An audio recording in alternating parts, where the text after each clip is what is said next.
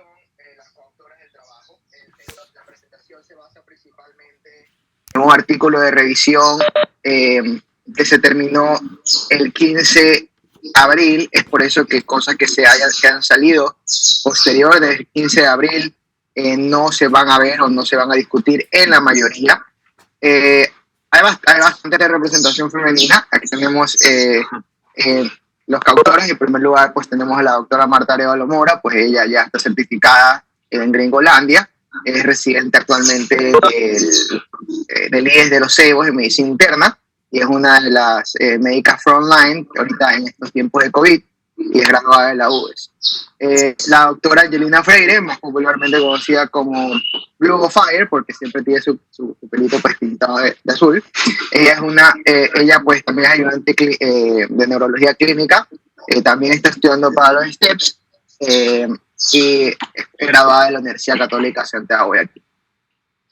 Una de mis role models, una de mis modelos a seguir, la doctora Rocío Carolina García Santibáñez. Ella es neuróloga, ella fue graduada de la Universidad Católica Santiago de Guayaquil, pero actualmente es assistant professor en el Emory University Hospital. Y por supuesto, pues, la mentora de la doctora Rocío Santibáñez, que es profesora de neurología de la Universidad Católica Santiago de Guayaquil. Bueno, pues aquí está su servidor, pues un médico pues, que desea ser neurólogo, pues I'm not worthy yet todavía de cargar el martillo, pero hasta ahorita pues todos vamos bien. Podrán verme aquí del lado derecho, totalmente cubierto en estos tiempos, ¿no? Paseando por el mundo actualmente. ¿Cuándo va a estar disponible este artículo de revisión? Este artículo de revisión va a estar disponible en este mes. No sé exactamente cuándo, pero sé que va a ser pronto. Va a estar disponible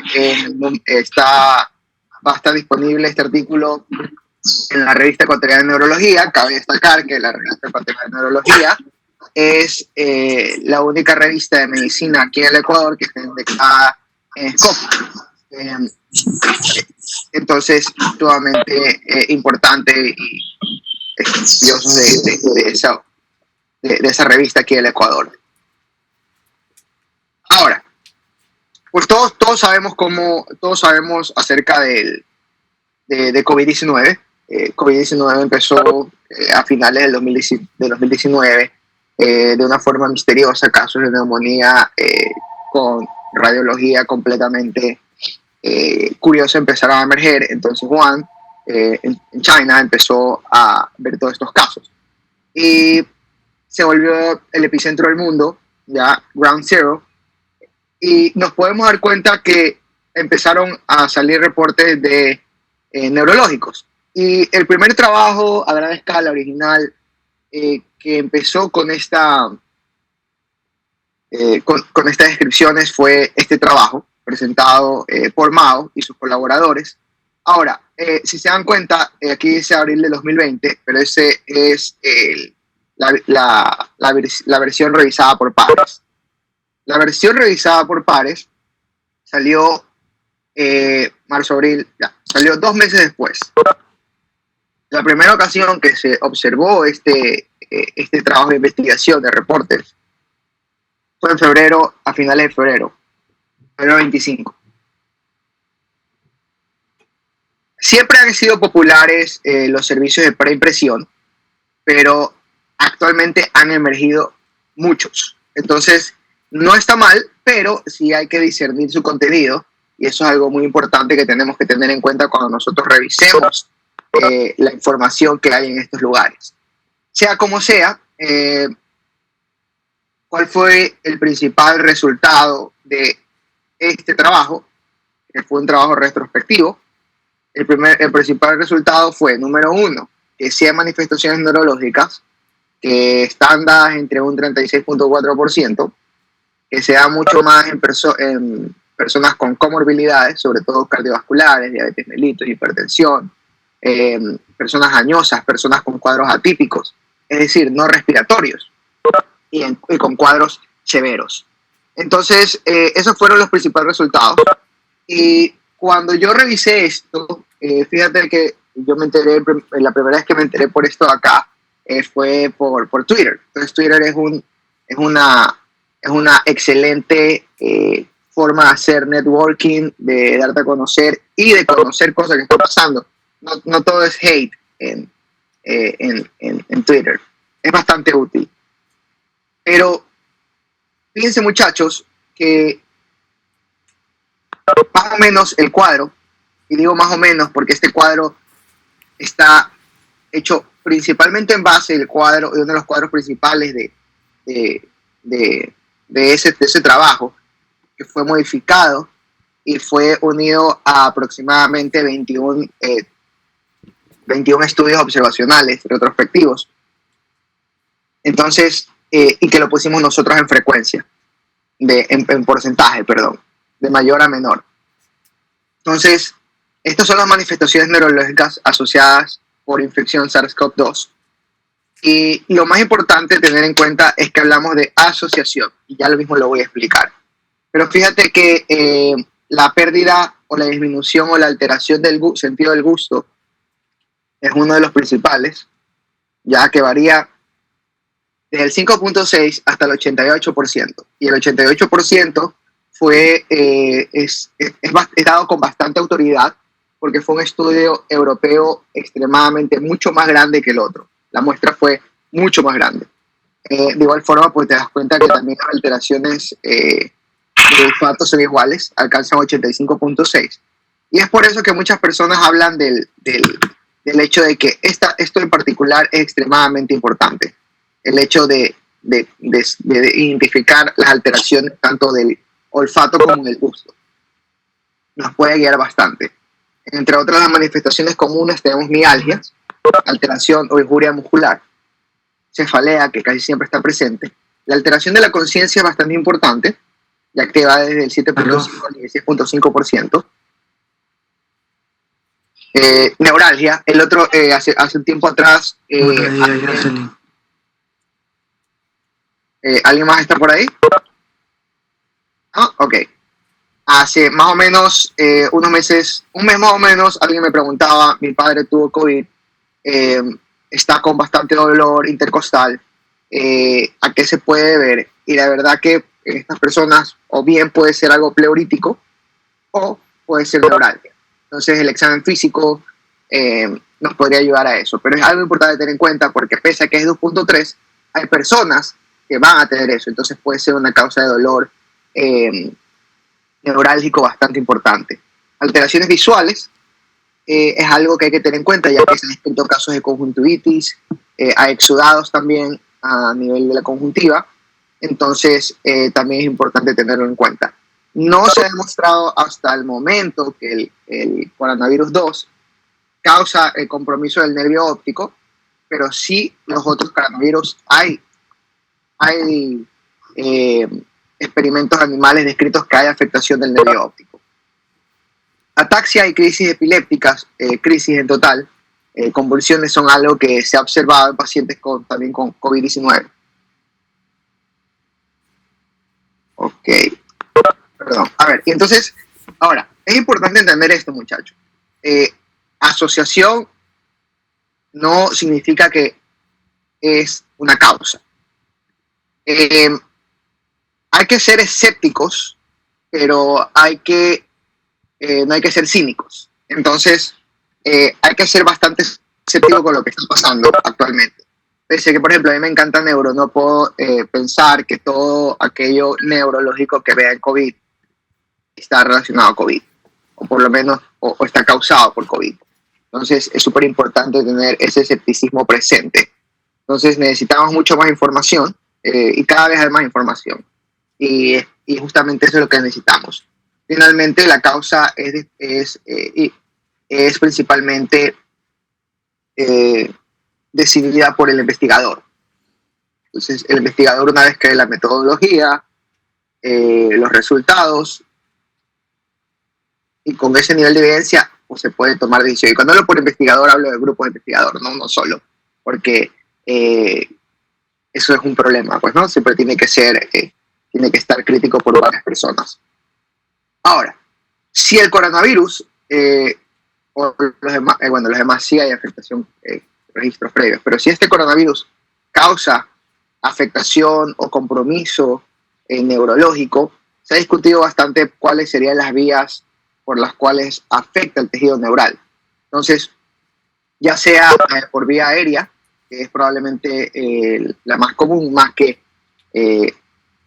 cualquier otra, vía aérea, llegar a través del bulbo olfatorio al sistema nervioso central, que sería una vía de ingreso directa, o una vez que afecta a nivel respiratorio e interactúa con su receptor de ACE2, e ingresa a los neumocitos y posteriormente ya sea viaja de forma sináptica a través del nervio vago hasta el tejido nervioso o a través de la vía hematógena hasta el tejido nervioso. Estas son las vías que se han discutido. Hasta el momento no se ha definido exactamente si las vías descritas aquí, cuál es la más importante o si realmente esas son las vías. Entonces es súper importante, son teorías, los mecanismos por los cuales podrían causar. Ahora,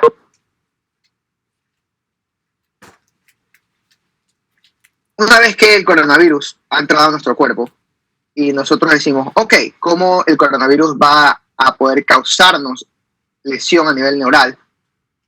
Nuevamente, no se lo conoce bien, pero hay teorías postuladas. Entonces, una de ellas es la injuria directa. Entonces, ¿cómo lo hace? Ya lo haga de forma circulatoria,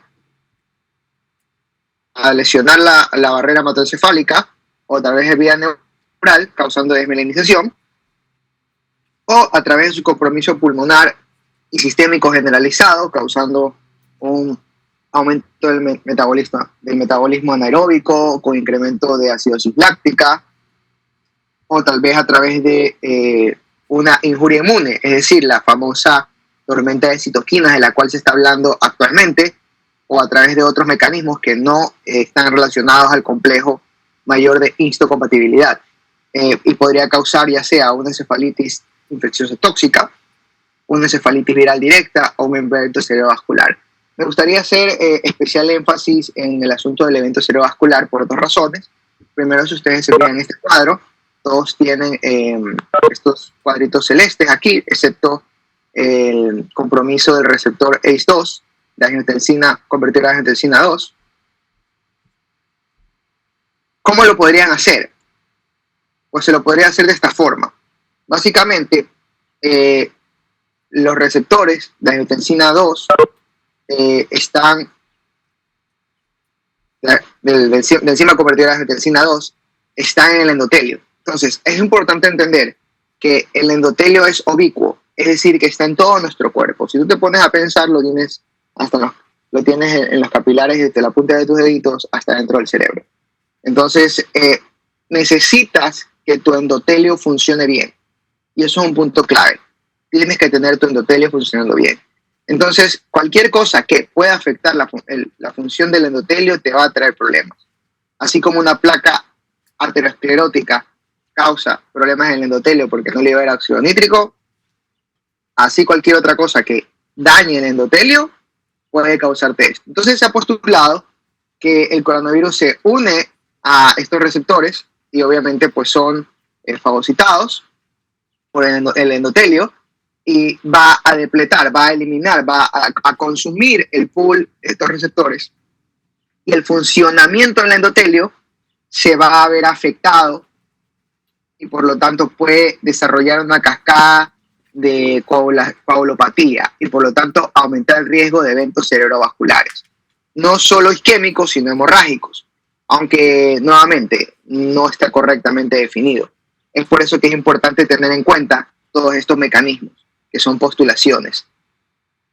Flavio, ¿alguna pregunta hasta ahí? Para hacerlo un poquito más dinámico, para no sentirme solo. Sí, yo te quería preguntar algo ahorita que hablaste de cómo el coronavirus ingresa al sistema nervioso central. ¿Has leído o has investigado algo acerca de la presencia del coronavirus en el líquido cefalorraquídeo? Sí, era parte de la sorpresa más adelante. Chut. No te preocupes, tengo unas sorpresas que no estaban en el artículo que te pasé, porque creo que salió ayer. No estoy seguro, no salió hace unos días. Sí, a ver, hay dos descripciones hasta el momento de la presencia de material genético de RNA en el líquido cefalorraquídeo. Uno de ellos fue puesto como contenido de blog en la página oficial de encefalitis.com, que es algo reconocido, pero no había un reporte de caso. Y posteriormente fue descrito en un editorial de la revista Neurology, pero no había un reporte de caso. Y posteriormente se describió, me parece que fue el 31 de marzo más o menos, se describió la presencia de material genético en una persona con un cuadro de meningoencefalitis, que el nasofaringeo swab, el hisopado nasofaringeo era negativo, que no sorprende porque tiene una sensibilidad de 65% aproximadamente cuando es así, y el líquido cefalorraquídeo era positivo. Entonces, sí, efectivamente, es uno de los hitos en el reporte de este caso. Entonces, es súper importante, y esto a favor a que hay una afectación neurológica. Ahora, la pregunta es, ¿esta afectación neurológica, encontrar material genético en líquido cefalorraquídeo, nos dice que hay afectación neurológica? Sí, nos dice bastante. ¿Cuál es el mecanismo por el cual... meningia, más que nada, ¿verdad? Sí, ¿cuál es el mecanismo por el cual llegó ahí? No lo sabemos. Entonces, por eso aún, no sabemos si fue a través del bulbo olfatorio, si fue a través de nervios periféricos como el neumogástrico, o fue a través de vía hematógena. Dale. Así es. ¿Alguna otra pregunta, tal vez? No, sí, está muy interesante. Ok, entonces continuemos. Entonces, nos quedamos acá, ¿verdad? Esto ya lo hablamos también. Ahora, yo creo bastante que es importante fijarse en la historia. Me gusta bastante la historia en general, sobre todo la historia neurológica.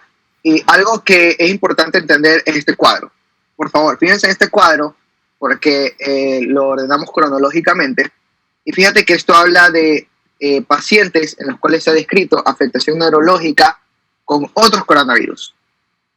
Tenemos del 2013 hasta el 2019 reportes de otros coronavirus que causaban afectación neurológica. Casos de encefalitis, de polineuropatía y miopatía de enfermedad crítica que han estado descritos, de estado epiléptico refractario, de una parálisis plácida aguda indeterminada, encefalomielitis aguda severa, vasculopatía del sistema nervioso, post-encefalitis, encefalitis de tallo encefálico, postinfeccioso y síndrome de Guillain-Barré. Que todas estas afectaciones habitualmente, y digo habitualmente porque no es siempre, se encontraban en pacientes que tenían comorbilidades, enfermedad renal, hipertensión, diabetes. Y ojo que, por ejemplo, cuando está descrito en este cuadro, la palabra dice no reportada. ¿Y por qué no reportada? Porque es eso, no podemos afirmar que no tiene, sino que no fue reportado a menos que nos digan no tiene. Entonces es súper importante cuando ustedes lean un artículo ser leído como debe. Hoy en la mañana, unos 15 minutos antes, había leído un consenso de un grupo farmacológico de cómo hablaban de que la concentración de ivermectina en vitro, que es efectiva en vitro, no podría ser lograda seguramente en seres humanos. Y lo mismo es con la hidroxicloroquina, que alguien salió por ahí diciendo, ok, sí, funciona en ciertos pacientes, y ahorita pues ya está saliendo evidencia de que probablemente no sea la mejor opción, lo cual por una parte me pone triste porque siempre es bueno tener algo para tratar, pero por otro lado pues me da gusto que algo que no funcione no deba de usarse. Esperemos que poco a poco ya la quiten de las guías a medida que ya salga un estudio mucho más serio, que estamos esperando los resultados del estudio ORCID, que es el que está viendo en este momento hidroxicloroquina versus placebo. Entonces, fíjense en esto, la mayoría de los pacientes tenían una edad avanzada, por arriba de 55, y tenían comorbilidades. Hay un paciente de 11 meses, pero que tenía un síndrome de inmunodeficiencia humana combinado severo, que realmente, pues, bueno, pues, es bastante diferente a los demás. Ahora, vamos a empezar con los casos, porque los casos, pues, creo que es la mejor forma de guiarnos. Todos estos casos, pues, están descritos en una tabla que está en el artículo. Esta es la pintura por Peter Lawrence, es uno de mis pintores médicos favoritos. Entonces ahí tenemos la carita ahí. Busquen su Instagram, súper chévere. Entonces aquí tenemos, vamos a ver el primer paciente, que es el primer reporte que se hizo de afectación neurológica en un paciente con COVID. Y fíjate que el resultado de ellos finales, ellos concluían, una de sus conclusiones es que no había afectación del sistema nervioso por el COVID, porque no lo encontraban ni que se lo requirió ellos. Pero justamente para eso sirven los reportes, el hecho de discutir, de traer cabida a la discusión. Entonces tenemos un hombre de 74 años, este hombre de 74 años se presentó a la emergencia con fiebre y tos, tenía un historial médico pasado de fibrilación auricular, evento cerebrovascular, enfermedad de Parkinson, EPOC y celulitis. Entonces se realizó un full workup, se hicieron biometría hemática, creatinina, electrolitos, todo lo de siempre, ¿no? Y una radiografía de tórax, la cual no reveló afectación pulmonar, y fue diagnosticado como una exacerbación de EPOC. Entonces, ojo, recuerden que una radiografía de tórax no puedes encontrarla normal y no te va a descartar afectación pulmonar, ¿ya? Entonces siempre, si quieres tener un poquito más de seguridad, puedes pedir lateral y posterior, pero aún así no siempre es tan buena como una tomografía de tórax. Eso ya lo decidirán ustedes ante el caso. Pero este paciente que fue discharged con ese tratamiento y con ese diagnóstico regresó 24 horas después. Regresó con cefalea, con alteración del estado mental, con fiebre y con tos. Entonces el paciente era de Netherlands y había regresado hace poco a Estados Unidos, 7 días después. Entonces se realizó un test rápido de STEP, influenza A y B, cultivos sanguíneos que al tercer día resultaron negativos y ureanálisis que también resultó negativo. Entonces repitieron la radiografía y repitieron la tomografía de tórax y no, en el reporte de caso no revelan la tomografía de tórax, pero sí nos mostraron la radiografía, que claramente puedes ver los ángulos costo diafragmáticos están velados en ambos lados, también los cardiofrénicos, y hay infiltrados bilaterales en vidrios merilados, opacidades, que son clásicas de COVID-19. Entonces, dado el outbreak que había, pues y dijeron, ok, tenemos una afectación por coronavirus, y se consultó a neurología. El paciente está claramente encefalopático, no respondía, no hablaba, era incapaz de seguir comandos simples y movía todas las extremidades al ser estimulado con estímulo nociceptivo, y no había rigidez de nuca. Se le dio una tomografía y un electroencefalograma, y la tomografía, como ya lo hablamos, si ustedes recuerdan, el paciente tenía un antecedente de enfermedad cerebrovascular. Podemos ver que hay un compromiso sobre todo del lóbulo temporooccipital, y se da esta afectación del lado izquierdo. Entonces, no había nada que nos llame atención, ya que era acorde con el historial pasado de esta persona, y en el electroencefalograma había una actividad desordenada con ondas y puntas en el lóbulo temporal izquierdo y derecho. Ahora, y ustedes van a decir, ok, ¿yo cómo voy a entender esto? Pues bueno, en el libro de Argente les hablan un poquito del electroencefalograma, los que ya vieron semio. No es necesario que sepan todos los detalles, pero mira, aquí está una persona normal y despierta, y obviamente pues es bastante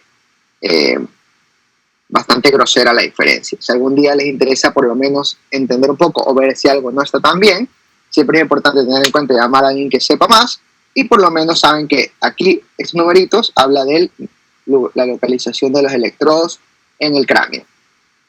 Entonces, este paciente fue diagnosticado con un síndrome encefalopático y con neumonía viral. Podemos ver que la afectación no había resultados positivos de SARS-CoV en el líquido cefalorraquídeo. Y sin embargo, los autores de este trabajo, que fue el primer descrito con esta afectación, y el más popular realmente, porque hay otra afectación que fue descrito el 20, un día antes, pero este fue el que más se popularizó como un reporte de caso, que de hecho tiene un ecuatoriano, Patricio Espinosa, entre uno de los autores, que ahorita es el program director de un programa en Florida, en Boca Ratón. Y ellos dijeron, ok, ¿sabes qué? Es importante saber las manifestaciones neurológicas porque vamos a ser consultados por ellos. Y podemos concluir que la afectación neurológica no afecta al tejido neural porque no lo encontramos en el líquido cefalorraquídeo. Esa fue la conclusión de ellos. Ok, hasta el momento del reporte de este caso, el paciente seguía en UCI. ¿Hay alguna pregunta en este caso, Flavio? Pero igual a él, o sea, igual consideraron que eran manifestaciones neurológicas del COVID. O sea, igual fue conclusión de ellos. O sea, no es que lo descartaron por solo no tener el virus en líquido cefalorraquídeo. Es que tú puedes tener manifestaciones neurológicas por afectaciones sistémicas. Es súper importante tener en cuenta eso de ahí. Entonces simplemente fue encefalopatía, el que es un término general que te dice, ok, ¿sabes qué? Esto de aquí es algo que nos afecta neurológicamente de forma inespecífica. Entonces sí hubo asociación entre la enfermedad, o sea, el COVID-19 con lo que tuvo neurológicamente. Sí, aquí hay una asociación. Así como tienes enfermedad renal y aumenta la urea y la creatinina y la urea te causa una encefalopatía urémica. Entonces está asociado. Bueno, en este caso, pues, la encefalopatía urémica también te lo causa. Doc, una Pero pregunta. es súper importante tener en cuenta. ¿Una pregunta por ahí? Sí. Eso es justo lo que acaba de mencionar Flavio. ¿No sería una limitante importante del artículo? O sea, en el tema de cómo diferenciar si los síntomas neurológicos son netamente por transmisión del virus o por lo que usted acaba de mencionar de ya una afección sistémica.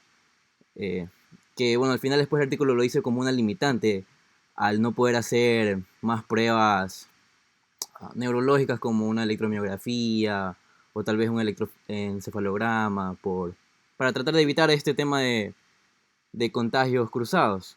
Entonces, ¿cuál es su opinión? ¿Usted cree que es más bien por transmisión del virus, o sea, síntomas ya propios del COVID, o ya más bien cuando un paciente llega a una afección sistémica, ahí comienzan a aparecer los síntomas neurológicos?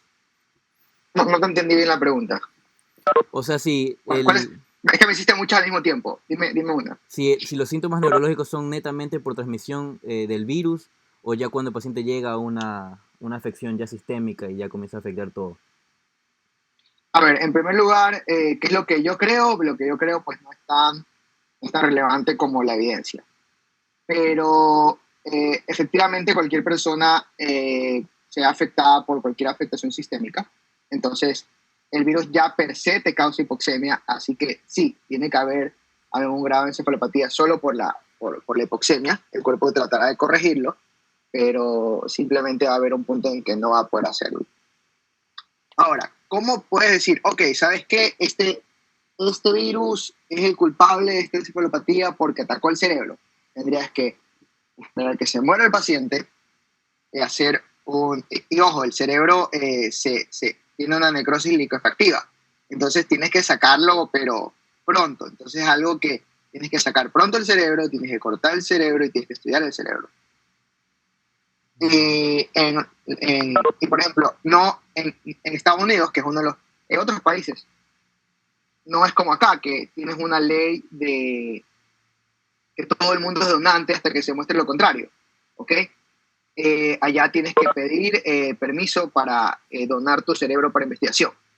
Entonces, y si por ejemplo, y a veces la familia no puede querer hacerlo, entonces a menos de que quede constancia de que se eran los deseos del paciente, y aún así, inclusive en Ecuador no tenemos los medios para hacer autopsias como se debe, y la ley de órganos y tejidos es más o menos es para donación, no es para investigación y docencia, que es un porqué. Y si hay muchas áreas grises, que es un problema que se escapa de mi pericia, pero lo he hablado con un par de abogados dedicados a la academia, es un problema. Pero eso, así yo podría decir que tiene afectación neurológica, o sea que es culpa del virus, como tal. Coger y decir, ¿sabes qué? Veo el virus en el cerebro. No sé si contesté tu pregunta. Sí, doctor, sí. Y el tema de la ageusia y la anosmia, o sea, yo creo que son síntomas muy comunes, pero el estudio como tiene una muestra muy pequeña, creo que 200 pacientes creo que estaban dentro del estudio. Sí, aproximadamente, pero el europeo que hablábamos de que eran ya 85%, 88%, no me acuerdo exactamente, pero eran más de 1000 de ley, o sea, eran más de 1000, eran más de hecho, no me acuerdo cuántos eran, pero eran muchos más. Entonces, ¿qué haces ahí cuando aumentas la muestra? Aumenta el poder estadístico, disminuye el margen de error, aumenta el intervalo de confianza.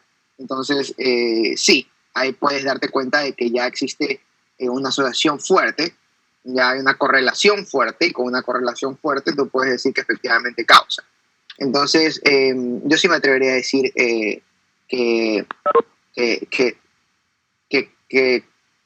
COVID-19 causa anosmia, causa disgeusia, o sea, es algo que realmente existe. Pero que, no sé, hay gente que nunca lo ve con ellos y otros que sí. Claro. ¿Alguna otra pregunta respecto a este caso? ¿No? Entonces continuamos. Melina se fue de la reunión. Ahí está. Vamos a ver. Ok. Entonces, este es el caso y realmente fue el primer descrito, fue menos popular. Es un caso en el cual había un hombre de 60 años y este hombre de 60 años, de Juan, ahí dice Melina que sí acá, él ingresa por un cuadro clínico caracterizado por fiebre, tos, y como podemos ver, pues su tomografía computada mostraba pues afectación pulmonar, ya la conocen, es bastante popular, vidrio esmerilado, y si por si acaso alguno de ustedes no lo conoce también o desea aprender un poquito más de eso, yo les recomiendo, aquellos que no lo conocen aún, sigan al doctor José Avilés. Él fue mi profesor de radio y también fue profesor de radio de muchos de ustedes en la Católica, y él está subiendo unas imágenes de aprendizaje explicadas súper chéveres. Entonces les va a ayudar bastante para que lo describan como ustedes deben. Entonces fíjate que este hombre tenía su afectación pulmonar, estaba orientado en tiempo, espacio y persona, tenía una frecuencia cardíaca de 89, una tensión arterial un poco elevada, una frecuencia respiratoria de 18, una temperatura de 38.5, tenía fiebre, una saturación de 93%, tenía leucopenia con un aumento de neutrófilos y aumento de LDH, y una proteína C reactiva de 111 con una creatinina quinasa, urea creatinina normal. Y el resultado de COVID fue positivo.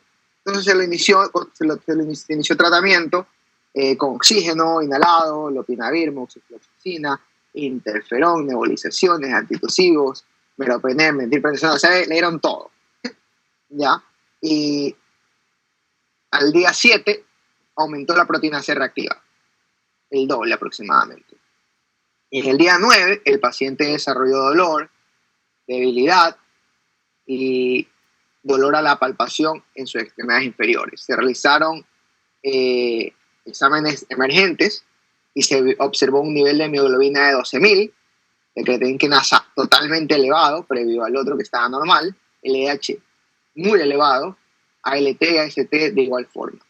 Entonces, se pidió se pidió marcadores de función renal, que no había un daño, y además de eso, pues la orina no mostraba sangre evidente, sin embargo, había sangre oculta en la orina. Y por lo tanto, la persona, el paciente, al no ser encontrado otra causa se la asoció fuertemente con COVID-19. Este es un caso de rhabdomiólisis. Ya es el primer caso realmente descrito de una afectación neurológica, es decir, neuromuscular, de rhabdomiólisis. Como en algún momento discutimos, era uno de los síntomas más comunes, la mialgia. Entonces sabemos muy bien que por es importante tener en cuenta esa afectación neuromuscular, porque puede haber daño renal a través de la mioglobina, que puede causar injuria renal. Entonces eso es algo muy importante tenerlo en cuenta en un paciente con COVID, y es por eso que hay que mantener una hidratación también adecuada. Es un caso corto y bonito. ¿Alguna pregunta tal vez de este caso? No, creo que está muy claro. Es hasta ahora creo que el único caso, ¿verdad?, que se ha descrito de rhabdomiólisis, ¿o no? Sí, hasta ahorita es el único que he visto. Aunque fíjate que el reporte de Mao, que se hizo en febrero y también en abril, ya la realizó por pares, ellos no usan el término mialgias, ellos lo llaman injuria muscular. Entonces, no está bien definido exactamente a qué se referían con eso, pero efectivamente no es rhabdomiólisis. Entonces, sí, este es el único caso de rhabdomiólisis hasta el momento, que yo sepa. Dale. Y ahí, mialgias es lo que sí se ha descrito bastante en la mayoría de manifestaciones neurológicas, ¿no? Así es. Este de acá es uno de los principales casos que preocupó a muchísima gente. Tenemos el caso de una mujer en sus 50, a finales de sus 50. No describen la edad exacta, ni describen si existe alguna comorbilidad que tenga. Lo que se sabía, pues, que era tripulante de cabina o piloto, o no, realmente no lo dicen, o si era counter, lo que sabemos que trabaja para una aerolínea. Y llega a la emergencia con un historial de 3 días de tos, de fiebre y alteración del estado mental. Le realizan un laboratorio completo y se encuentra negativo para influenza, pero era positivo para COVID-19. Le hicieron estudio de líquido cefalorraquídeo, negativo para bacterias, el cultivo, para virus herpes simple 1 y 2, zóster, y virus del Nilo del Este también fue negativo, pero no se pudo hacer para SARS-CoV-2 porque la mayoría hay ciertos lugares en Estados Unidos donde hay un shortage hay una carencia para test en esa época, entonces no pudo realizarse. Ese probablemente sería una de las razones. No especifican cuál sería, pero yo sospecho que tal vez pudo haber sido eso. Le realizaron una tomografía computada por su afectación a nivel de la conciencia, y ustedes podrán ver en esta tomografía computada que obviamente, pues, si ustedes empiezan a ver el cráneo, pues fíjense, ven el cráneo, tenemos una afectación un poquito atrofia córtico-subcortical, muy leve, pero fíjense aquí, ustedes pueden observar hipodensidades bilateral a nivel talámico. Entonces, me imagino que lo primero que ellos tienen que haber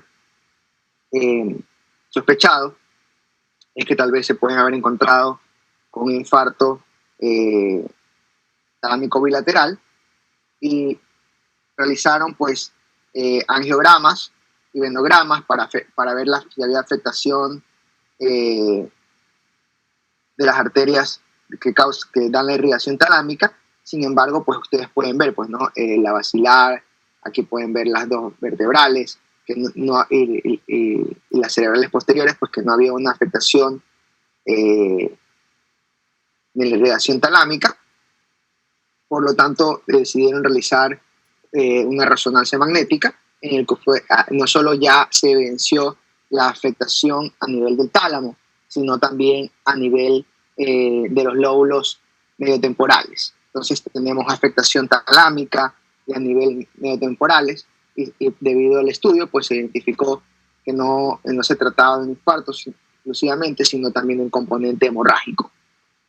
Y por lo tanto, la paciente fue diagnosticada con una encefalopatía necrotizante hemorrágica aguda. Esta encefalopatía necrotizante hemorrágica es rara, se cree que se debe a una tormenta de citoquinas, ha sido descrita con otras infecciones virales como influenza. Es bueno que la hayan descartado porque de esa manera pues no se tiene un confusor, y realmente fue una asociación bastante interesante con COVID-19. Trágico realmente, porque es un mal pronóstico con afectación talámica bilateral, pero tampoco sabemos qué pasó con el paciente porque no está reportado finalmente. Pero el pronóstico era pobre. Fue iniciado inmunoglobulinas y pues ese es el reporte de este caso. La tormenta de citoquina es algo que está bastante en boga, y pues efectivamente podría estar asociado también con la hipoxemia, la acidosis láctica. Entonces es algo que es importante tenerlo en cuenta. ¿Alguna pregunta, chicos, acerca de este caso? No, todo bien, Daniel. Muy Perfecto. Yo. A ver, dime, campeón. ¿Qué tal, doctor? Soy Linker. Linker, ¿qué tal? Cuéntamelo. ¿Qué tal, doc? Kai Flavio. ¿Qué fue? Doc, hace tiempo, ya hace 4 días estaba leyendo un artículo sobre problemas neurológicos producidos al coronavirus. En uno de esos mencionaba que, por ejemplo, el Parkinson, como la esclerosis múltiple, podrían ser exacerbados por un tipo de coronavirus, que en este caso es el OC43. O sea, no sé si hay estudios en el cual hagan referencia al nuevo coronavirus que puede exacerbar los síntomas neurológicos ya mencionados. Hay un artículo clásico en Parkinson, y hay otros más de esclerosis múltiple donde hacían estudios en estas personas y veían los anticuerpos y afectación neurológica en personas con otros coronavirus antes del SARS-CoV-2. Y le hablaban de que existe esta asociación, pero no, como te dije, no, la presencia de ellos en estudios pequeños de esa forma no te puede confirmar nada. O sea, es bueno porque trae conocimiento. Sabemos que, y ya mismo hay una parte de la presentación, les voy a hablar de un artículo que es muy importante, pero que justamente esa es la crítica de este artículo que hace poco salió. Pero sí, o sea, no, que yo sepa, no hay que directamente te hablen de que, ok, ¿sabes qué? Empeora el Parkinson o empeora la esclerosis múltiple, pero es lo más probable. Es lo más probable porque cualquier tipo de trastorno pulmonar o sistémico te va a traer una afectación tanto en Parkinson y en esclerosis múltiple también, sobre todo en personas que presenten síndrome de Yuto, que son las personas con esclerosis múltiple. Cuando aumenta la temperatura corporal, aumenta la frecuencia con la que tienen crisis esmelinizantes. Entonces sí, podría ser, pero no, yo al menos no conozco de que exista directamente así un trabajo que diga eso. Entonces, muchas gracias, doctor. De nada, campeón. ¿Alguien más tal vez?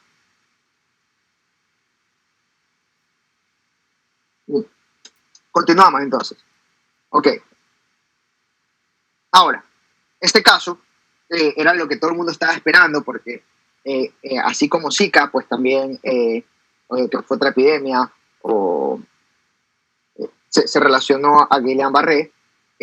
Aquí vemos el caso de una mujer de 61 años que no tenía ningún reporte de alguna comorbilidad, que acudió con debilidad aguda en ambas piernas y fatiga severa. Entonces ella regresaba de Wuhan en el 19 de enero, pero negó fiebre, tos, cualquier síntoma respiratorio o gastrointestinal. Sus signos vitales eran normales, pero el examen físico demostraba debilidad simétrica en ambas piernas y reflexia. El tercer día, sus síntomas progresaron y ya no solo tomaron sus extremidades inferiores, que está la debilidad más marcada, 3/5, y también afectaba sus brazos. Y también había reflexia y anormalidades a nivel sensitivo, con disminución del tacto ligero y el feel prick, que es la... se fue el nombre. La propiocepción, eso. Sus laboratorios revelaban lipocitopenia, trombocitopenia, y el examen de líquido cefalorraquídeo pues demostraba disociación aluminocitológica, es decir, un aumento de proteínas con un conteo normal de células. Entonces, se hizo los estudios de velocidad de conducción nerviosa, y aquí quiero que vean un estudio de velocidad de conducción nerviosa. Pues ustedes saben muy bien que cuando hay un impulso nervioso, pues se da el impulso y luego se lo lee. Básicamente, pues puedes ver una respuesta, un compuesto motor aquí y una onda F, ¿ya? Posteriormente, pues, ¿qué es lo que pasa? Si tienes algo desmielinizante, reduce la velocidad con lo que viaja, y si, obviamente, pues, si algo se reduce, aumenta la amplitud. Y eso es lo que pasa aquí, que tienes un aumento de la amplitud. Fíjate, aquí es menos rápido, aquí es más lento. Ya cuando hay un componente axonal, pues no lleva también impulso nervioso, por eso es que es más chiquito esto de acá. No es perfectamente la explicación, pero es bastante útil para alguien que no tiene tanto interés en aprender tanto detalle de esto.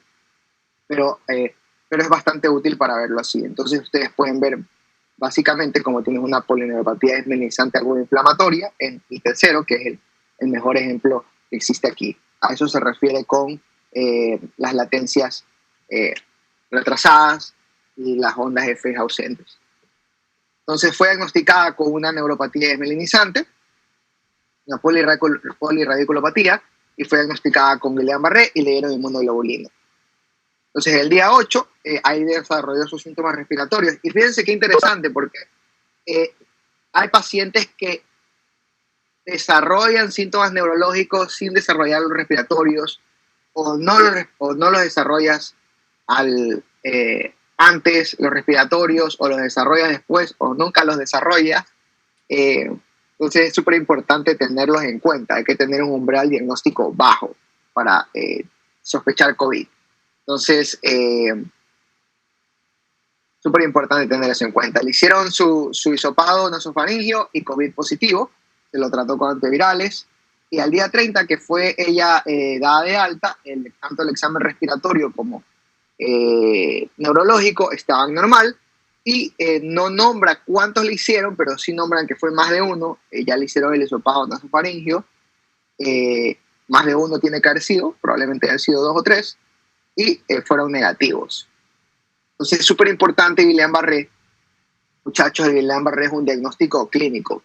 Guillain-Barré tienen que saberlo muy bien. Una reflexia, agudo, ascendente, siempre sospecharlo a una persona que no se puede levantar fácilmente con sus piecitos. A veces es algo que dicen, no puedo, mis piecitos me fallan, solo mis pies. Entonces tienen que pensar que tienen que sospechar, tienen que preguntar acerca de una diarrea, acerca de una infección viral en las últimas semanas. Y es raro, es muy raro, pero puede haber Guillain-Barré con reflejos osteotendidosos normales. Y también puede el Guillain-Barré que afecta inicialmente las manos. Pero eso es más raro. O sea, si se les escapa eso, pues no se los culparía por eso. Pero sí, un Guillain-Barré clásico. Recordar que el nervio craneal más comúnmente afectado es el facial. Así que mucho ojo con esas parálisis faciales periféricas. ¿Alguna pregunta acerca de la asociación de Guillain-Barré con SARS-CoV-2? Sí, ahorita leyendo el título del artículo en el que se publicó esto, dicen si es una causalidad o una coincidencia, y ponen el signo de interrogación. Exacto. ¿En qué concluyó el artículo? ¿Había causalidad? ¿Era coincidencia? ¿Concluyeron eso? ¿O lo dejaron así? La pregunta es que ese es el punto. O sea, las respuestas a veces no son tan importantes como las preguntas. Las preguntas son muy importantes. Entonces, ¿qué es lo que hay que hacer? Estudiarlo. Y para estudiar lo que hay que hacer, la verdad, hay que meterle plata, hay que meterle tiempo, los gobiernos tienen que invertir en investigación. ¿Y cómo se hace eso? Incentivando la investigación, no poniendo trabas burocráticas, haciendo todo lo que se debe hacer. Y eso es lo que hay que hacer, investigar, porque no se puede decir que causa, solamente se puede decir que está asociado, porque no se sabe. Sin embargo, es un muy buen reporte, Ya sabes, solo con decir que está asociado, nosotros ya tenemos que tener en cuenta esto. ¿Qué es lo ideal? Que haya más estudios posteriormente, que haya más reportes, y que después de los reportes y los múltiples estudios se pueda hacer metaanálisis y definir con una muestra grande que no es algo que simplemente es coincidencia. O sea, ya sacar una revisión sistémica con metaanálisis que diga, ok, ¿sabes qué? Sí, está fuertemente asociado, no es una asociación débil. Sí, igual, y también que que haya estudios en todas partes, porque la mayoría de estos estudios son hechos en países asiáticos, obviamente, que es donde primero hubo el virus, pero también tratar de que haya estudios en todas partes, también en la población latina, aquí quizás. Sí, o sea, Ecuador es ahorita sobre todo Guayaquil, con la muestra que tiene, es sería bastante útil ver esas cosas. El problema que tenemos es que lamentablemente, pues tú sabes, ¿no? La parte política es un problema y la burocrática. Entonces, bueno, pues es mucho más difícil hacer investigación de calidad. Pero en eso estamos. Hay bastante gente que está buscando que esto salga adelante y esperemos que mejore. Pero efectivamente, sí, lo que pasa es que también debería ser revisión por pares, o sea, ser correctamente revisado. Pero no está mal también ver reportes de menor calidad científica, solamente tienen que ser interpretados. Por ejemplo, los reportes de casos son muy buenos, son bastante útiles, pero tienen que ser vistos como eso, reportes de casos. Y tienen que ser interpretados. Es como cuando te dicen, ¿cómo estás? Y tú le preguntas, ¿cómo está? Y te dice, estoy bien, no me pasa nada. O sea, obvio que te dice que está bien, pero es obvio que no, que todo está mal. Entonces es como que, ok, no, es lo mismo. Te dicen algo, tienes que interpretarlo. Tienes que leer entre líneas. Vale. Entonces, fíjate, este es uno de los casos más importantes, ¿ya? Justamente lo que hablábamos de un joven, 24 años. En el reporte de este caso no había ninguna comorbilidad que se supiera, y ojo que digo que se supiera porque, por ejemplo, si a mí me diera neumonía, bueno, no en este tiempo porque es COVID, pero si estuviéramos en otro tiempo y me da neumonía, me preocuparía más a mí por qué me da neumonía que la neumonía, porque supuestamente yo soy sano, entonces es algo que hay que tenerlo en cuenta. Pero bueno, no hubo un reporte de esta persona que tuviera alguna comorbilidad, que no haya viajado, fue en Japón y desarrolló cefalea, fatiga y fiebre a finales de febrero. Después el día siguiente, él consultó a un médico privado y el médico privado le dio antivirales y antipiréticos bajo el diagnóstico de influenza, pese a que tenía una prueba de influenza negativa. 3 días después, o sea, al 5.º día, regresó a la clínica porque estaba una exacerbación de sus síntomas. Tenía cefalea y tenía faringitis. Fue sometido a una radiografía de tórax, pruebas sanguíneas, y todas fueron irrelevantes. El 9.º día fue encontrado tirado en su casa con un trastorno de la conciencia, inconsciente. Fue transferido en el hospital. Durante el transporte presentó unas crisis tónico-clónicas generalizadas, menores a 1 minuto, y al arribo del hospital demostró un compromiso de la conciencia, estaba hemodinámicamente estable. Y quiero hacer énfasis en esto, porque la verdad que no va a ser sorpresa, sabemos que va a haber una afectación por COVID, pero ojo con esto, porque tenía una obvia rigidez de nuca. Entonces, cuando tienes una obvia rigidez de nuca, es algo que es grosero, o sea, es algo que tú simplemente no puedes flexionar por nada del mundo. Puedes moverlo a la derecha, puedes moverlo a la izquierda, puedes moverlo hacia atrás, pero no flexionar. Y hablas de un trastorno viral. Hablas de un trastorno viral que tiene una afectación neurológica, porque se ha asociado a una afectación neurológica, y habitualmente cuando hay una afectación neurológica por un trastorno viral, o sea, una afectación meningia, clásicamente te dicen no hay rigidez de nuca marcada, pero ellos dicen, hay una obvia rigidez de nuca, una rigidez de nuca obvia. Entonces eso es algo que a mí en particular me parece bastante llamativo desde un punto de vista clínico y desde un punto de vista para pregrado, porque es bastante importante. Sus laboratorios pues tenía leucocitosis con neutrofílica, con predominio de neutrófilos, linfopenia, aumento de proteína C reactiva, tenía anticuerpos para virus herpes simple 1 y zóster negativos.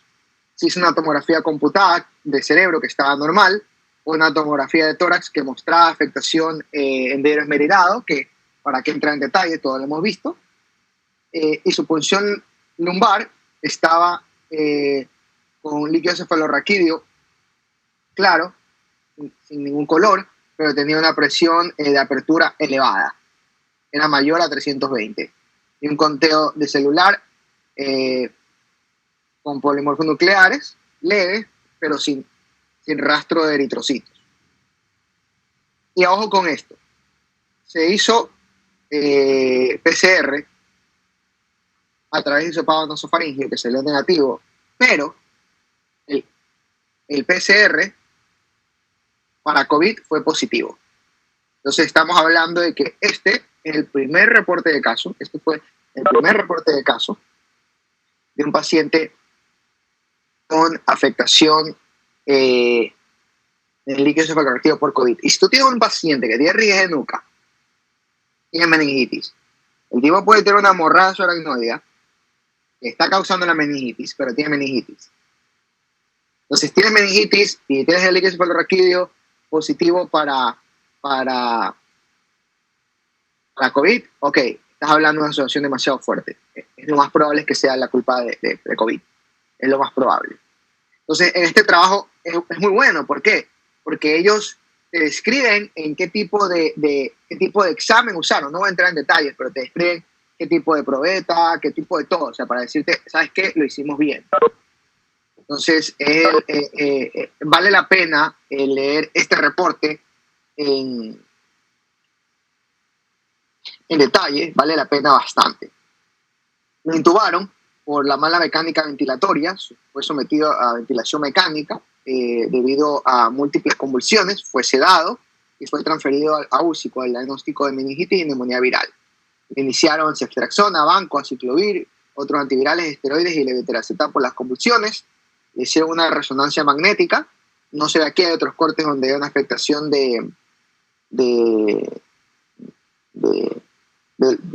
se fue el nombre de la capa de los ventrículos, eso.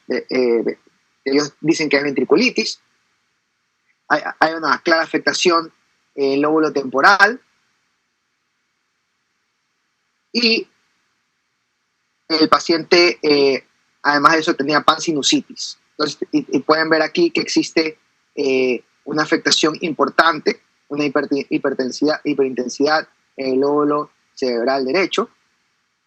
Y fíjense que el paciente, en este caso, ellos dijeron, ok, nosotros tenemos varios diagnósticos aquí. Tenemos un paciente que pudo haber sido causado por una esclerosis hipocampal, o puede haber una hiperintensidad post-convulsiones. Pero posteriormente, con el resultado del líquido cefalorraquídeo, determinaron que lo más probable es que sea una meningoencefalitis por SARS-CoV. Entonces, y esto fue el 3 de abril.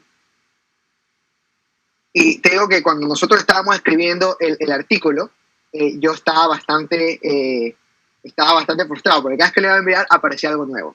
Y este artículo fue el último que sumamos y fue algo que, que en serio cambió bastante el trabajo. O sea, lo cambió en ciertos puntos de la discusión y me demoró un poquito más. Pero esto es un trabajo bastante bueno que merece ser estudiado, merece ser discutido. No sé si no sé si tienen alguna pregunta respecto a esto de acá. Daniel, entonces, ¿en qué pacientes, o sea, solo con tener una manifestación neurológica ya podría decir, bueno, hay que buscar virus de carga viral en líquido cefalorraquídeo? O sea, ¿en qué pacientes yo tengo que buscar el virus en el líquido cefalorraquídeo? No hay unas guías eh, actuales todavía para definir eso, en el caso de COVID, pero la que existe, que fue una guía, un consenso entre varios expertos, determinó que hay que mantener un umbral diagnóstico bajo. Entonces, ¿en quién yo le haría uno? O sea, ¿en quién yo decidiría? En cualquier persona que tenga una alteración del estado mental. Le hago una tomografía, le hago punción de líquido cefalorraquídeo. El problema es que, y lo pruebo, pues, ¿no? Y no solamente pruebo para COVID, pruebo para otras cosas. O sea, porque igual puedes tener influenza, igual, no hay que olvidarnos que tengo otras cosas, no hay que echarle la culpa a COVID. Hay que probar para influenza, hay que cultivar ese líquido cefalorraquídeo. Lo que pasa es que requiere gente que necesita neurólogos y per se Ecuador tiene una escasez de neurólogos. Entonces, es difícil. Pero sí, una alteración del estado mental, por ejemplo. Ahora, ¿a quién no le haría? Alguien que tenga alteración del estado mental y está hipoxémico. Entonces, nada, pues primero le corrijo la hipoxemia, pues, y sí, ¿para qué le voy a hacer eso? Pues si no tengo algo directo, o sea, es algo que tendría que analizarlo individualmente. No podría tomar la decisión basado exclusivamente en una sola cosa. Si tiene una hiperglicemia de 300, le mejoraría la glicemia previamente, o el sodio, o sea, tantas cosas que habría que tener en cuenta. Vale. Ajá, pero esto es un caso que vale la pena ser descrito. Y fíjate que esta pues justamente es hasta el momento pues la tabla que nosotros tenemos en el trabajo. Y hay un caso que no mencioné, que es el primero, que fue el 27 de febrero, que fue descrito por Lee, que reportó un posible, y posible es menos que probable, una posible asociación con un síndrome de hipoventilación central en una joven de 24 años. No lo describe ampliamente, simplemente lo menciona, y por eso lo puse aquí, pero no lo traje a colación en esta discusión.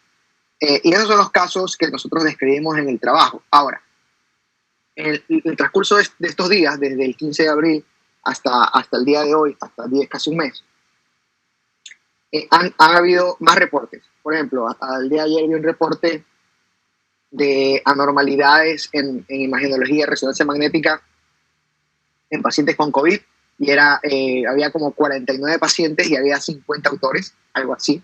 Era una desproporción de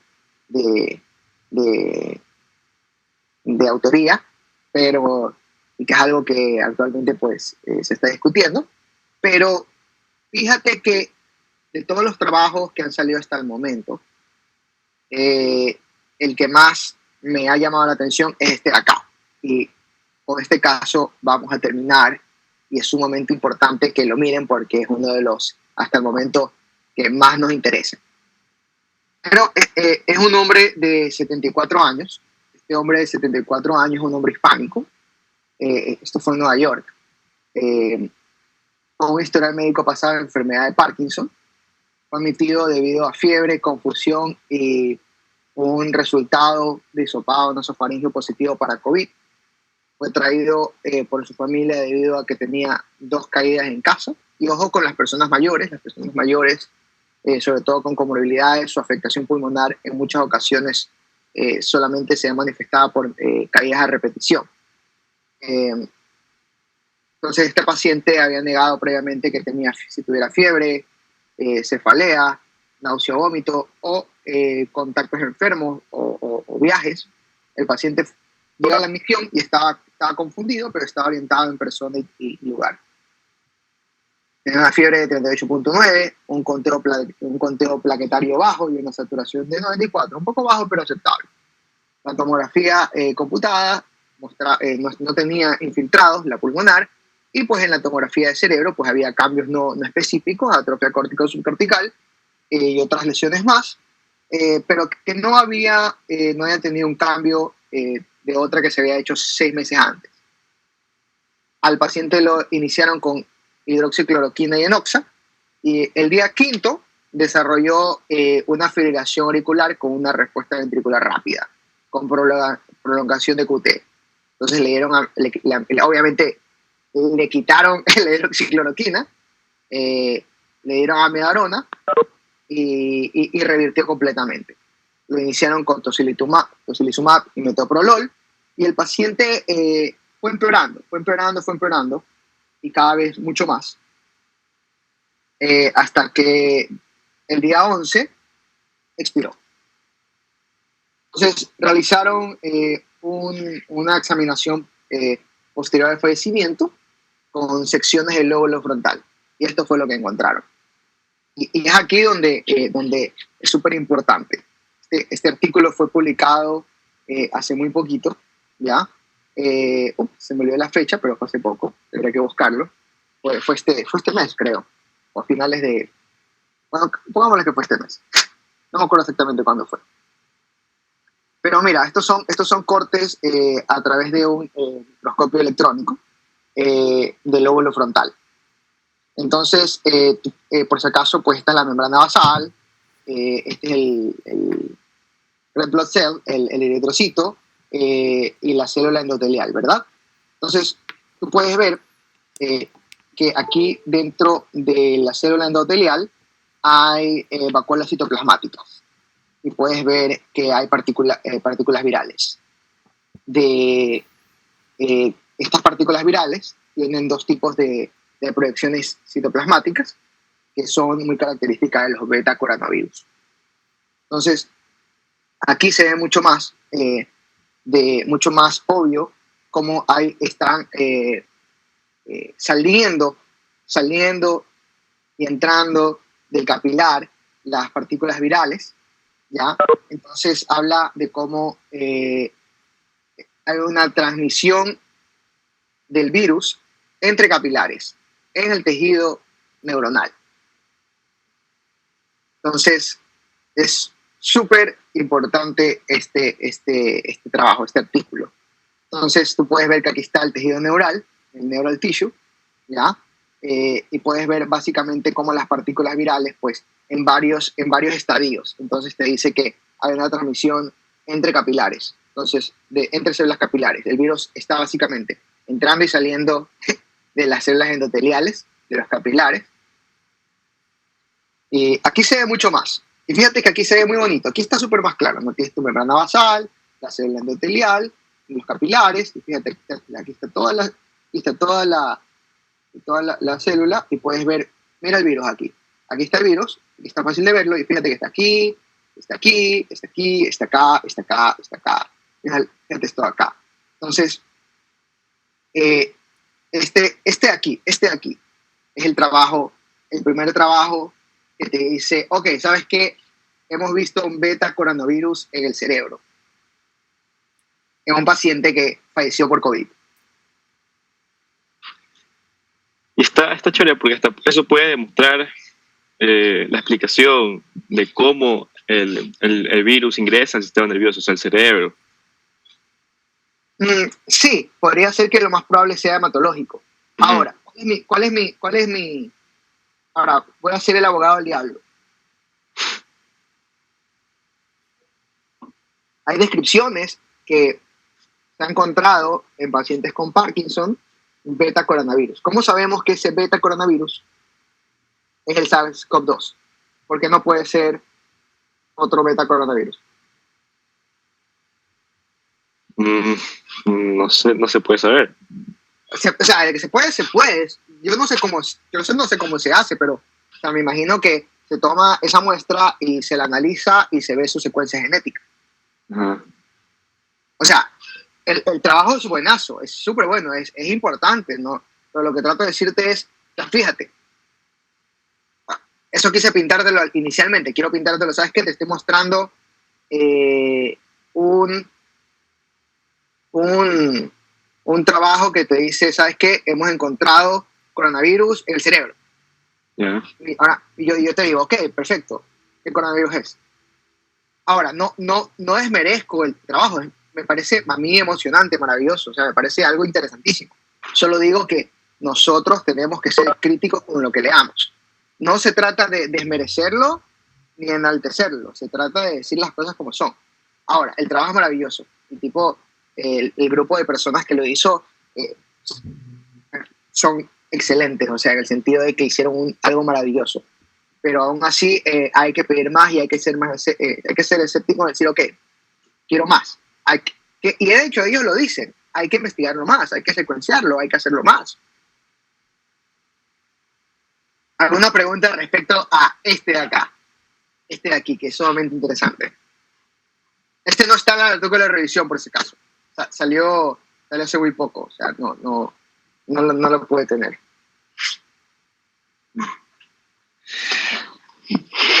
Doctor, una pregunta. ¿Y el hecho de que haya tenido Parkinson no lo hubiera hecho como que más vulnerable a tener esta afectación neurológica? O sea, a que se haya podido encontrar el coronavirus en el cerebro, por el hecho que tiene Parkinson, tal vez por eso es que se ve, y no se lo ha visto en otros pacientes. No se lo ha visto en otros pacientes porque no se lo ha buscado. O sea, en este aquí... Hasta ahorita no hay reportes de otro estudio en que hayan tomado el cerebro y lo hayan reportado. Hasta ahora no hay, que yo sepa. Ok. Lo ideal sería que otros laboratorios diferentes a este busquen lo mismo.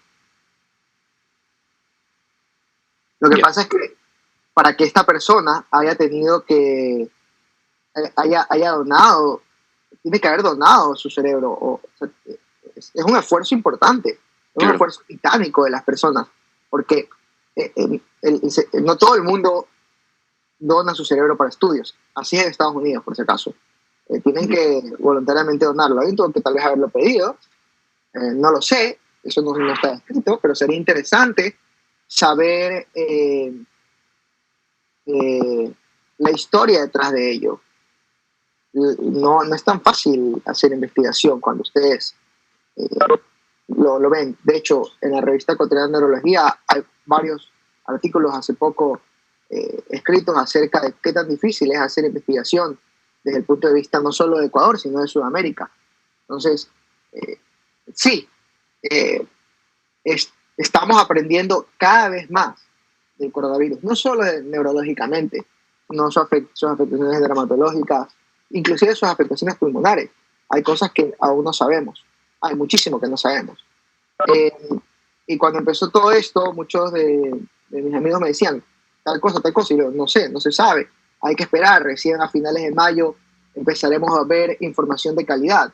Y recién lo estamos viendo, fíjate que hace unos días atrás, creo que fue el 7 de mayo, salió este estudio en New England de hidroxicloroquina, que no demostraba ser superior a los otros pacientes que no la recibieron. Y ojo, aún hay que pedir más, aún hay que pedir estudios como el ORCID, que te va a decir, ¿sabes qué? No sirve realmente. Lo que trato de decir es que igual estamos empezando a ver información de calidad. ¿Y cuándo vamos a ver más información de calidad? En un año. Entonces, ¿qué hay que hacer mientras tanto? Aprender todo lo que se pueda y ser selectivo con lo que se lee.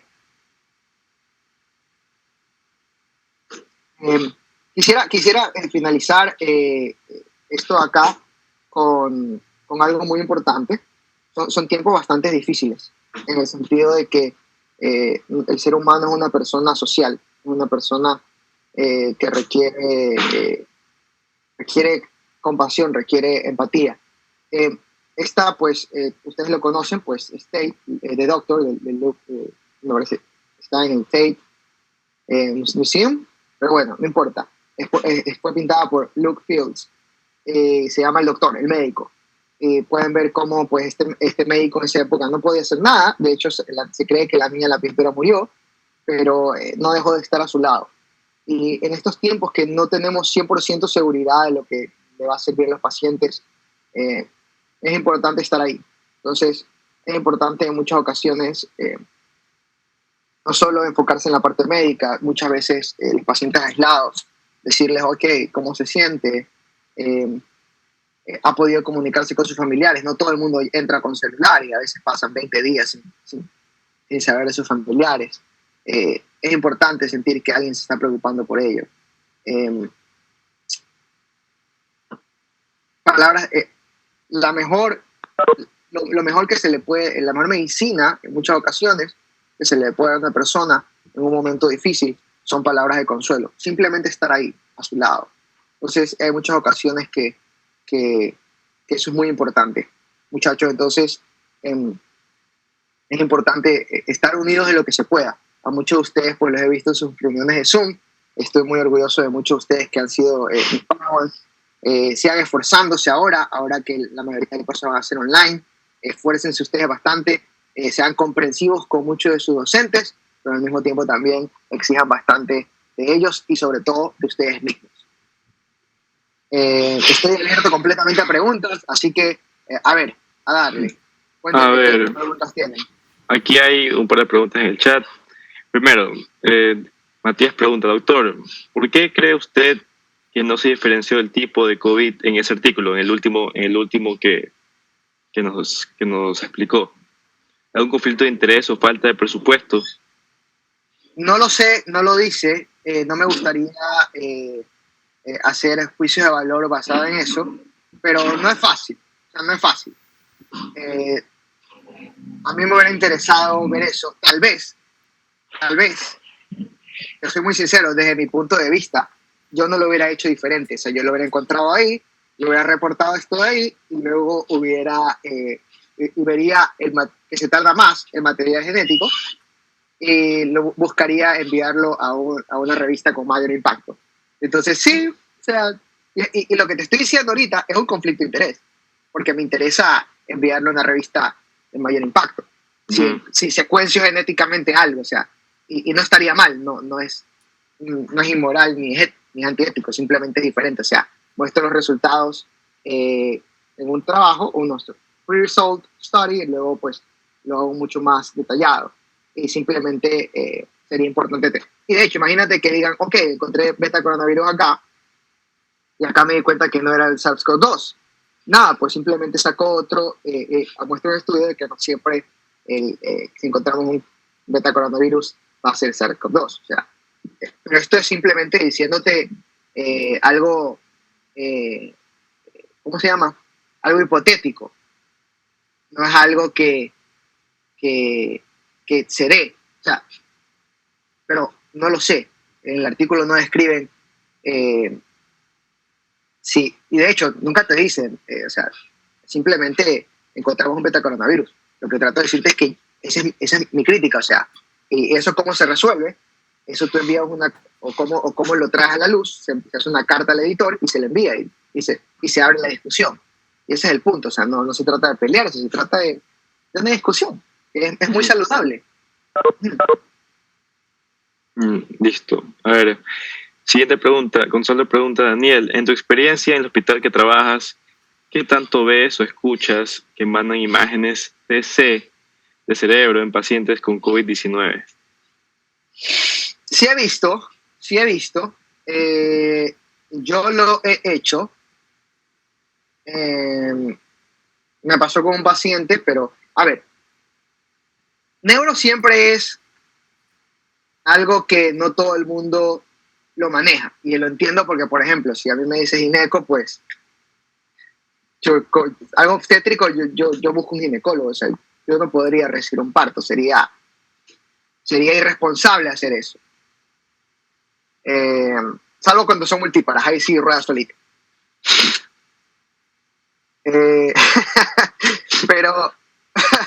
pero sí, o sea, pasó un paciente que el paciente pues él había tenido 9 días con síntomas respiratorios y había sabía dormir y se levantó, y cuando se levantó estaba paralizada la mitad de su cuerpo, el lado izquierdo era el izquierdo, y la familia esperó 12 horas aproximadamente a ver si mejoraba solito. Y ojo, la persona que se ve paralizada a mitad de su cuerpo y no sabe que un infarto no es tanto culpa de la persona, sino es un error del sistema, de todo el sistema, porque la promoción de que te está dando un infarto es algo que debería existir. Acá te abre el pecho y dices, oh, infarto de corazón, ¿cierto? Los gringos, pues, se les duerme la mitad de la cara, solo la mitad dice, oh, es un stroke, y van corriendo no todos, pero una gran parte, porque hay promoción. Entonces, la persona, pues, la llevaron 12 horas después y la persona estaba con alteración del estado de conciencia, se le hizo una tomografía y la tomografía, pues, mostraba cambios inespecíficos que era obvio que tenía un infarto cerebral y avanzó y yo lo vi después y cuando ya vi el caso de la persona, yo lo voy a ver y mi pregunta es, ¿por qué tiene el pie paralizado? El pie derecho tenía la pierna derecha paralizada. ¿Y cómo sé yo que tiene la pierna derecha paralizada? Porque le hacía estímulo nervioso y no respondía, y solo la mano derecha. Entonces tenías afectación del lado izquierdo del cuerpo y tenía afectación de la pierna derecha. Y tenía un Babinski al lado derecho. ¿Por qué tiene un Babinski al lado derecho? Y efectivamente, cuando vi la tomografía, pues tenía un infarto maligno derecho y que ya estaba comprometiendo todo el otro hemisferio. Y lamentablemente la persona falleció. O sea, falleció de un infarto cerebral y tenía 51 años aproximadamente, no recuerdo cuánto YouTube. Y bueno, pues ahí se dio todo, pero o sea, sí se da y sí he visto cosas raras que están mal, pero sí hay cosas pero siempre estamos limitados por el sistema, por la situación, que no es nueva, siempre ha estado así.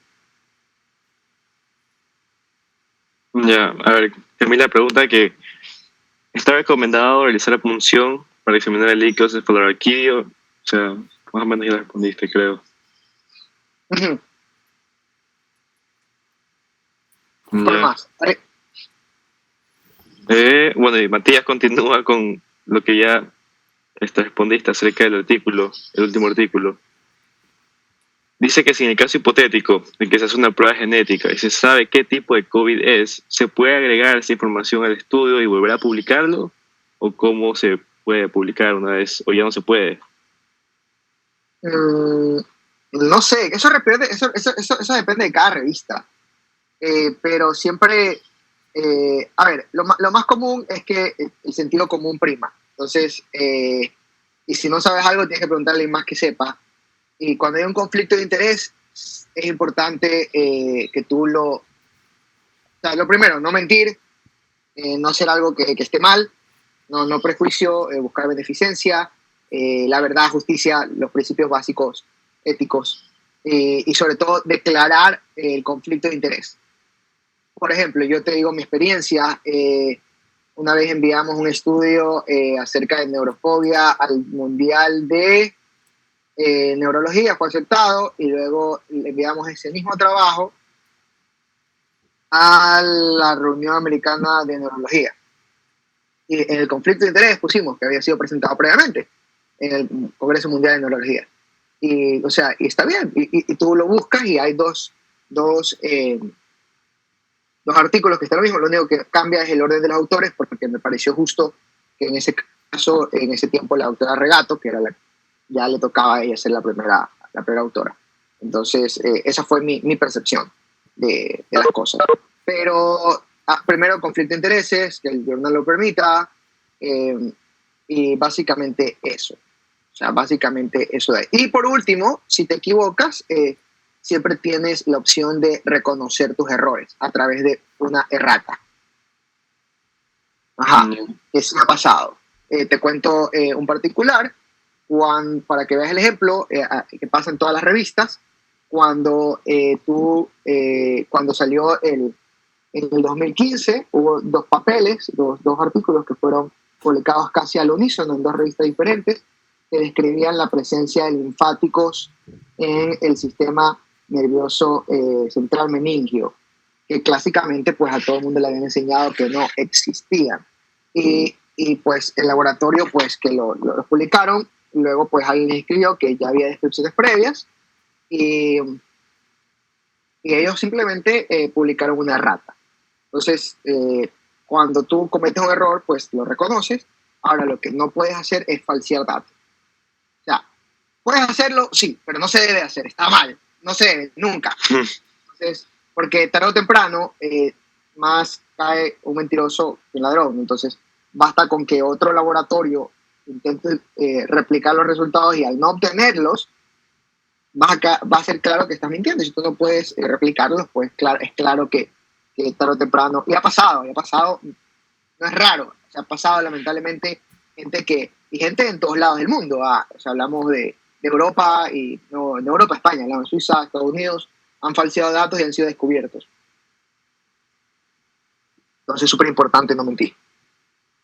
Listo, a ver, y para terminar, la última pregunta que pusieron aquí en el chat.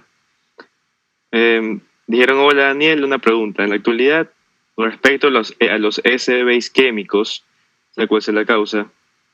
Ya, en el medio hay reportes, a ver, dice, en el medio sí hay reportes de atención en emergencia a tiempo, menos de 12 horas. No entiendo, creo que está preguntando si es que hay reportes de uso de fibrinolíticos. No sé, a ver, dice eso es porque algunos estudios en otros países demostraron que los SB se vieron perjudicados porque los pacientes ya no van a emergencias a tiempo por miedo a que se contagien de COVID. Sí, o sea, a ver, cuando, no solo eso, sino que, a ver, cuando empezó COVID, la pregunta de todo el mundo fue como que, ¿a dónde está todo el otro mundo? ¿Dónde están las colecistitis? ¿Dónde están las pancreatitis? ¿Dónde está todo? O sea, no solo neuro, ¿dónde está todo? Hasta ahora no hay una respuesta clara, pero sí se cree que es justamente por la percepción, en parte porque si ya no sales, te pones menos, haces menos cosas. Por ejemplo, pancreatitis, si estás en tu casa, es menos probable que te embriagues, es menos probable que te pegues una comilona. No es imposible, pero es menos probable. Entonces sí, se cree que probablemente los minor strokes, los que no son tan severos, no acudan, o tal vez esas personas están solas o no son llevadas a tiempo. Pero independientemente, o sea, va a haber mucha gente que sí, no va a ir porque tiene miedo de contagiarse, pero las personas que vayan a ir tienen que ser identificadas. Y algo que es una realidad, o sea, también los médicos que la atienden, pues, están agotados. Hay mucha gente que está muy agotada, está muy cuesta más. Entonces, están quemadas. Y eso es algo que está escrito aquí en Ecuador. Yo me atrevería a decir que nosotros estamos bastante difíciles, porque igual, pues, pese a que a finales del 2019 ya la terapia fibrinolítica forma parte del cuadro básico de salud, ya tenemos el Teplase en el cuadro básico de salud, es muy difícil, sobre todo ahora, que las cosas se lleven ordenadamente, porque necesitas algo que funcione bien, o sea, que se lleve algo especial para stroke, un stroke code, algo que se mueva, algo que todo el mundo trabaja al unísono, que todo el mundo trabaja al unísono, que esté todo el mundo atrás, que pueda identificar bien todo eso, gente preparada, todo bien definido y protocolizado. Entonces, no creo que es imposible, porque sí hay reportes aquí en el Ecuador. Sé que se ha hecho fibrinolisis en el IES, y sé que se ha hecho fibrinolisis también en el Ministerio de Salud Pública. Hay reportes de que hay reportes escritos, de hecho, en la revista ecuatoriana de neurología, en que se ha hecho de Eugenio Espejo por el grupo del doctor Nelson Maldonado. Pero, como les dije, que los reportes existan no quiere decir que continúen, o sea, no lo sé. Entonces, pero es un avance la publicación de ese tipo de trabajo. Ahora han salido bastantes trabajos de cómo se está haciendo trombolisis, ya sea mecánica o medicamentosa, o cómo hacerlo a través de una vía diferente para pacientes COVID, porque no es lo mismo, o sea, un paciente COVID confirmado con paciente COVID sospecha con paciente no COVID. tratar con los fibrolíticos, hay que tener mucho más cuidado y eso tiene que ser ordenado, pero no solamente aquí, sino en todo el mundo tenemos un retraso en diagnóstico, en escasez de pruebas, de datos reales. Entonces, es un trabajo, tenemos bastante trabajo, y tenemos bastante trabajo por delante, todos nosotros. De esto salimos juntos, o no salimos. Ya, Daniel, ya por último, mañana es el inicio de clases para todos los alumnos que nos están escuchando. ¿Tienes alguna recomendación, yo no sé, para tus alumnos o para todos en general, que mañana vamos a empezar las clases de esta manera online por la pandemia? Pues tengo muchos consejos siempre. Creo que la mejor forma que te podría decir es a través del ejemplo. Cuando estudié, o sea, a ver, no solo cuando estudié, pues, o sea, cuando estudié para el STEP 1, estudié para el STEP 2, era básicamente es completamente tu responsabilidad, o sea, o cuando estudias para el MIR. Las clases son principalmente online. Disciplina, enfoque. Cuando estudié para el STEP 1 no tuve celular como durante casi 12 meses. O sea, dejar el celular a un lado. Sí. Estaba súper absorto. Y no te digo, o sea, no tienes que quedarte, pero lo que trato de decirte es que necesitas mucho enfoque, no perder tiempo en material que no te va a dar el rédito que necesitas, es decir, por ejemplo, estudiar un buen libro, ese libro, y enfocarte y seguir como que ciertas indicaciones, darte cuenta que es principalmente tu responsabilidad y aprovechar ahora, pues no, que por ejemplo, o sea, por ejemplo, si yo te doy la clase, pues pregunta, ser bastante comprensivo, porque por ejemplo, mira, yo soy joven, manejo bastante la parte tecnológica. Y mi único problema que he tenido hasta ahorita es que soy Mac. Y como soy Mac, me ha hecho conflicto con Teams y otras cosas más que hay que esperar a resolverse. Pero va a haber muchos docentes que tal vez se tarden y que son muy buenos, o sea, son muy buenos algunos, y tal vez tengan un problema tecnológico. Y bueno, y hay otros que no son tan buenos, pero tal vez una oportunidad para exigirles que tengan mucho más de ellos mismos. Eso pasa en todos lados, los estilos son diferentes. Por ejemplo, recuerda que muchos son médicos, por no decir todos, casi todos. Va a haber emergencias, va a haber ocasiones que las clases van a tener que dejarlas grabadas por X y Z motivo. O tal vez no porque son médicos, sino porque son padres de familia. Y tal vez tengan que dejar una clase grabada porque ese día tienes que ir al cómic y solo puedes ir ese día y tienes que ir ese día y te dejan la clase grabada. Entonces, cada quien va a ver cómo sortear eso. Te doy una cuña publicitaria, si hay uno de los muchachos que va a ver conmigo.